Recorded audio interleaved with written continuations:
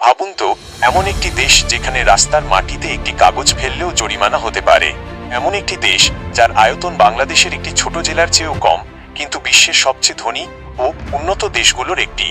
আরও অবাক করার বিষয় হলো, কয়েক দশক আগেও এই দেশটির সামনে টিকে থাকাই ছিল বড় চ্যালেঞ্জ। আজ সেই দেশই বিশ্বের অন্যতম শক্তিশালী অর্থনীতি গড়ে তুলেছে। কিভাবে সম্ভব হলো এই অবিশ্বাস্য পরিবর্তন?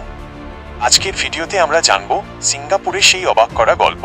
দক্ষিণ পূর্ব এশিয়ায় অবস্থিত সিঙ্গাপুরের আয়তন মাত্র প্রায় 735 বর্গ কিলোমিটার। প্রাকৃতিক সম্পদ বলতে প্রায় কিছুই নেই। নেই বড় নদী, নেই তেল, নেই গ্যাস। এমনকি একসময় খাবার ও পানির জন্য অন্য দেশের ওপর নির্ভর করতে হতো। 1819 সালে ব্রিটিশ কর্মকর্তা স্যার স্ট্যামফোর্ড র্যাফেলস এই এলাকাকে একটি গুরুত্বপূর্ণ বাণিজ্য কেন্দ্র হিসেবে গড়ে তোলেন। এরপর ধীরে ধীরে সিঙ্গাপুর আন্তর্জাতিক বন্দর হিসেবে পরিচিতি পেতে শুরু করে। দ্বিতীয় বিশ্বযুদ্ধের সময় জাপানের দখলে চলে যায় সিঙ্গাপুর। যুদ্ধ শেষে আবার ব্রিটিশ শাসনে ফিরে এলেও স্বাধীনতার দাবি ক্রমেই জোরালো হতে থাকে। 1963 সালে সিঙ্গাপুর মালয়েশিয়ার সঙ্গে যুক্ত হয়, কিন্তু রাজনৈতিক ও অর্থনৈতিক মতবিরোধের কারণে মাত্র 2 বছর পর 1965 সালে সিঙ্গাপুর আলাদা স্বাধীন রাষ্ট্রে পরিণত হয়। স্বাধীনতার সময় অনেকেই মনে করেছিলেন এত ছোট একটি দেশ হয়তো বেশিদিন টিকে থাকতে পারবে না, কিন্তু সেই ধারণা ভুল প্রমাণ করেন দেশের প্রথম প্রধানমন্ত্রী লি কুয়ান ইউ। তিনি দুর্নীতির বিরুদ্ধে কঠোর অবস্থান নেন, শিক্ষা ব্যবস্থার উন্নতি করেন, বিদেশি বিনিয়োগ আকর্ষণ করেন এবং শিল্প ও প্রযুক্তির ওপর গুরুত্ব দেন।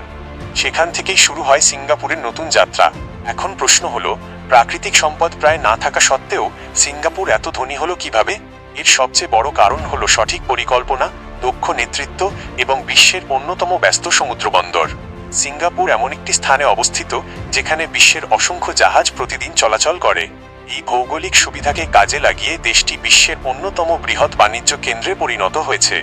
আজ বিশ্বের হাজার হাজার কোম্পানি সিঙ্গাপুরে তাদের অফিস ও বিনিয়োগ করেছে। ব্যাংকিং, প্রযুক্তি, ওষুধ শিল্প, জাহাজ পরিবহন এবং আর্থিক খাত সব মিলিয়ে দেশটির অর্থনীতি অত্যন্ত শক্তিশালী। আরেকটি বড় কারণ হলো দুর্নীতির বিরুদ্ধে কঠোর ব্যবস্থা। সিঙ্গাপুরে সরকারি কর্মকর্তা থেকে শুরু করে সাধারণ নাগরিক আইনের চোখে সবাই সমান। কোনো ধরনের দুর্নীতির অভিযোগ প্রমাণিত হলে কঠিন শাস্তি দেওয়া হয়। এই কারণেই বিশ্বের অন্যতম স্বচ্ছ দেশ হিসেবে সিঙ্গাপুরের নাম প্রায়ই উঠে আসে। সিঙ্গাপুরের পরিচ্ছন্নতাও বিশ্বজুড়ে বিখ্যাত। রাস্তায় ময়লা ফেলা, দেয়ালে আঁকিবুকি করা বা সরকারি নিয়ম ভাঙলে বড় অঙ্কের জরিমানা হতে পারে।